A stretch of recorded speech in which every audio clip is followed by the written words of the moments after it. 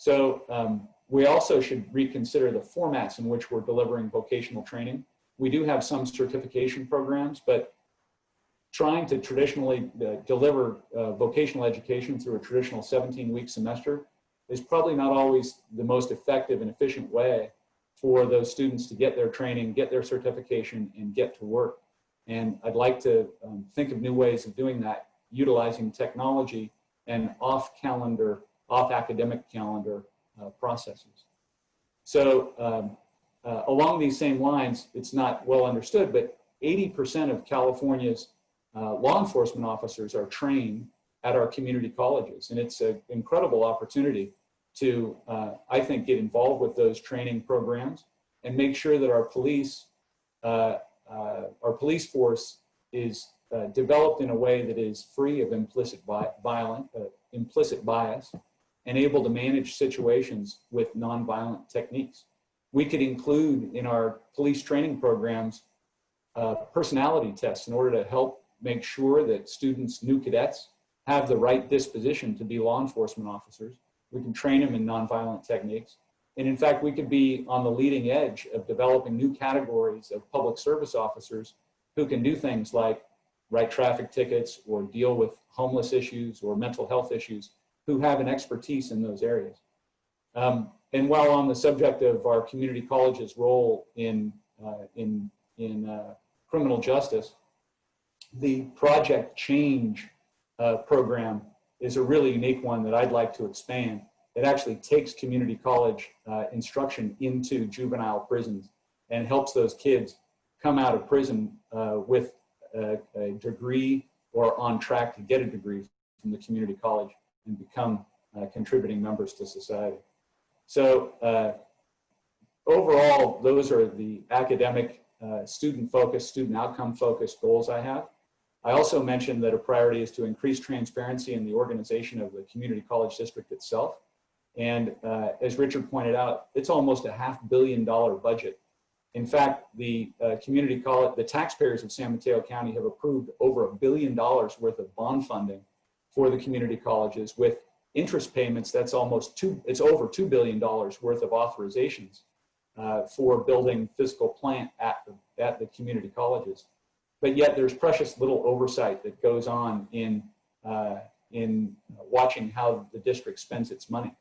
And I'd like to actually make sure that we improve that administration. In fact, until the shelter-in-place orders required the Zoom meetings be the primary format for our Board of Trustees, they didn't even televise or record or put up on the web their public meetings. So I want to make sure that we do that as a standard policy going forward. Another indication of past mismanagement is that our former chancellor is actually under investigation by the San Mateo County District Attorney for some type of malfeasance, the details of which are not known and still under investigation. But generally, I'd say it's a sign of mismanagement when the DA raids your office to seize files and records. So I'm going to demand that the district staff does everything necessary to support and comply with the district attorney's investigations so that we can get to the bottom of whatever existed previously and make sure that we correct it going forward. Going forward, I actually want to see the Board of Trustees create a new Inspector General type position that would report directly to the board and enable the board to have its own view into the way the administration of the district operates, both accounting, program performance, even student outcomes, to make sure that we have the official line from the administration, but also our own independent source of information to occasionally check that. There have been some complaints that the administration doesn't respond quickly or thoroughly to Public Information Act requests, and I think we can do better than that. On that standard, I'd like to create our own Freedom of Information standard in which we set our own timeline for acknowledging requests for information and delivering information to the public. In the end, I'm going to make sure that the district spends its money, both the district annual budget from property taxes and other sources, as well as bond funds on well-advised programs.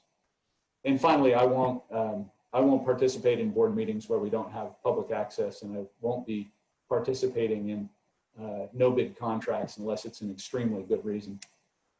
My third priority is to bring the community into community colleges. And as we said before, the lifelong learning and the opportunity to use the facilities of the community colleges is a great opportunity to bring students up, especially high school students, make them feel welcome on campus.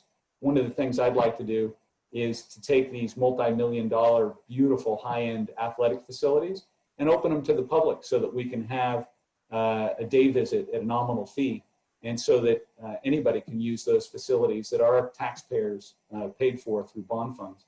Likewise, I'd love to see varsity coaches from the high schools bring their teams up to train in our facilities. And that, while it also makes use of these facilities that are somewhat underutilized today, it also makes those high school students understand the way to come on campus, to get familiarity. And I think there will be some number of those high school athletes who end up coming to community college just because they've literally been on campus and are familiar with it. And that same courtesy could be extended to thespians, musicians, and high school robotics teams and academic decathletes. So in the end, I want to use our facilities for the community, by the community who built them. I appreciate your time that you took this afternoon to listen to my ideas. I'm sorry if I drone on too much about policy stuff. I'm into that. I really want the opportunity to work with the administration and the faculty to make San Mateo's community colleges the best place in the state to study and to work.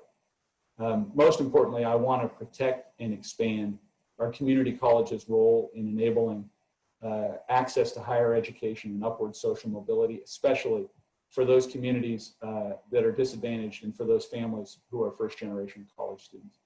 You've been very generous with your time. I wanted to keep this brief. I suggest we take a short break, and if anybody wants to leave, they can, but I'll stay here on the Zoom call if anyone wants to ask questions. I see some have been typed into the webinar chat box.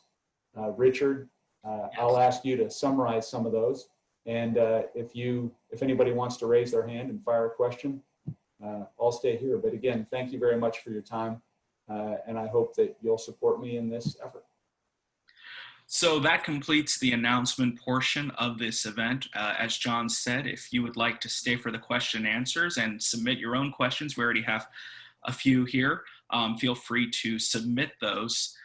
We want to thank our panelists, Larry Moody, Richard Holliber, and Josh Becker for joining us. Of course, you are welcome to stay and participate in the conversation.